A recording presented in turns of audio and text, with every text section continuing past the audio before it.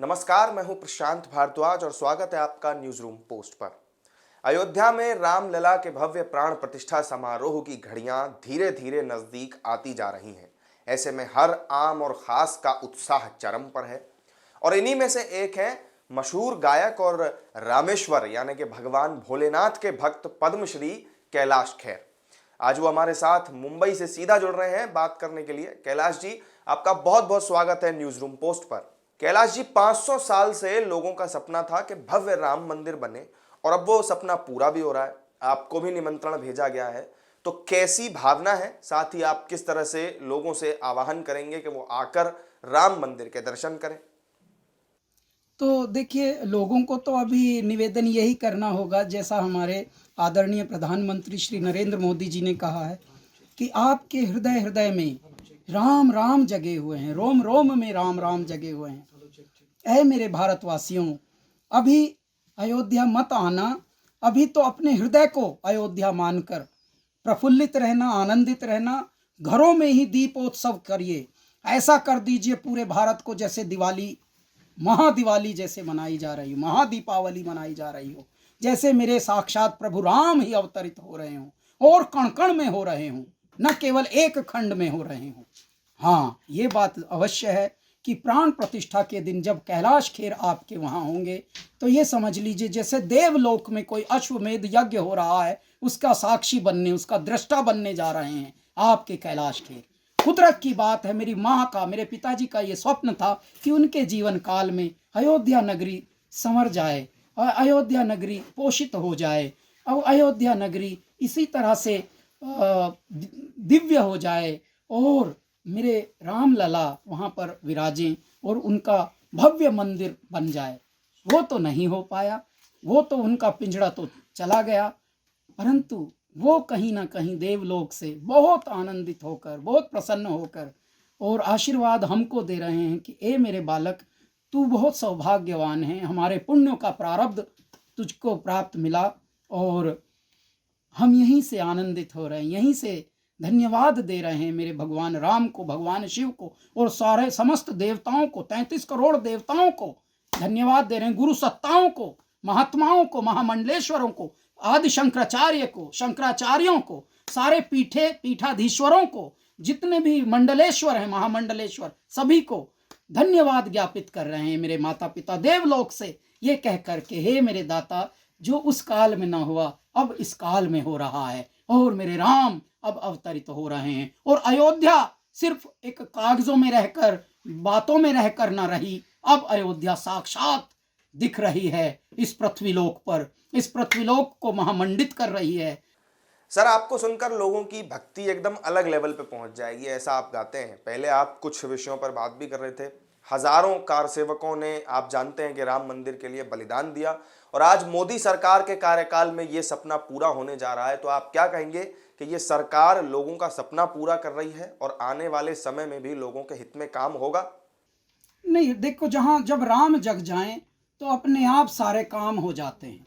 अब हृदय हृदय राम जगने लगे तो अब वो हो रहा है जो कभी पहले नहीं हुआ।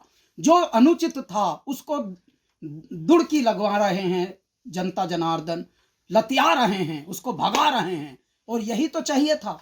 क्यों? क्योंकि सब काम यदि सरकार ही करे तो सरोकार वाले क्या करेंगे? सरोकार आपका है, मेरा है, हमारा, हम सब का है। हम सब यदि मिलकर ठान लें, तू ठान ले, हाँ जान ले, मेरे भारत का कोई जोड़ नहीं।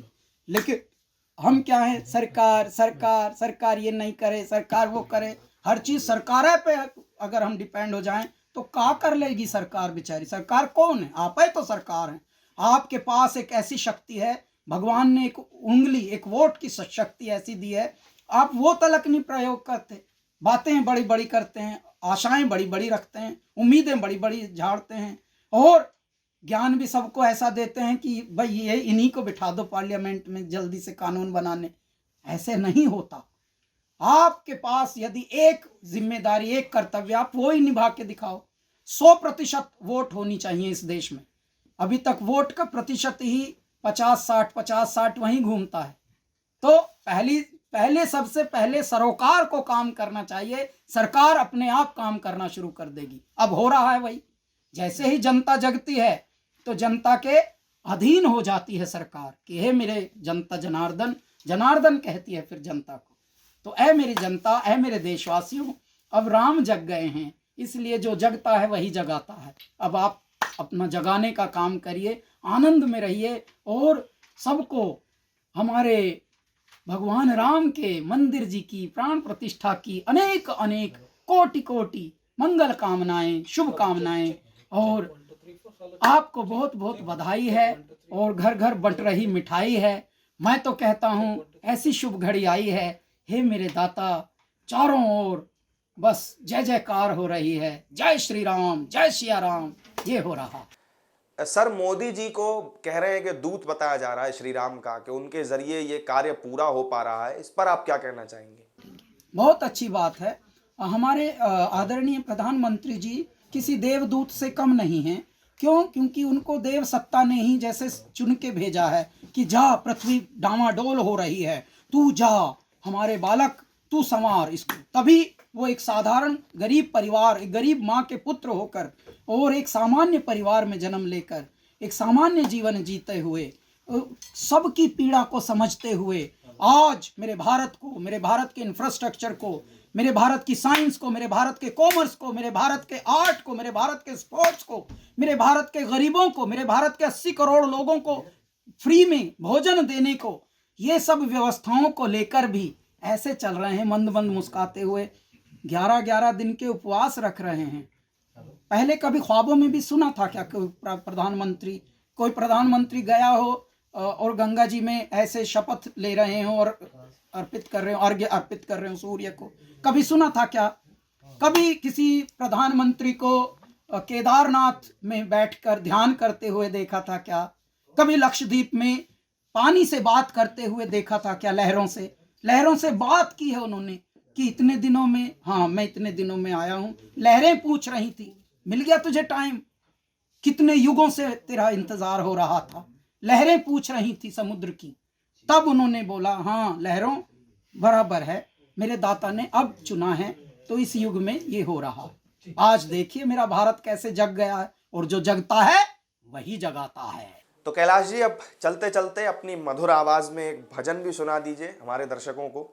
सोने की नगरी, रत्नों की धरती, चमक नियारी हो, स्वागत करता स्वयं मेरे भोले भंडारी हो। हे उतर रही, हाँ उतर रही, मेरे राम की सवारी हो, स्वागत करता स्वयं मेरे भोले भंडारी हो। चलिए, बहुत बहुत शुक्रिया कैलाश खेर जी आपका हमसे बातचीत करने के लिए। तो ये थे सिंगर कैलाश खेर, जो रामलला का स्वागत करने के लिए अयोध्या पहुंच रहे हैं, और उनका भी जो उत्साह है वो एकदम अलग लेवल पे पहुंच चुका है। तो इस वीडियो में मेरे साथ फिलहाल इतना ही। आपको हमारी पेशकश अच्छी लगी हो तो वीडियो को लाइक शेयर कर दीजिएगा, चैनल को सब्सक्राइब करना मत भूलिएगा। नमस्कार।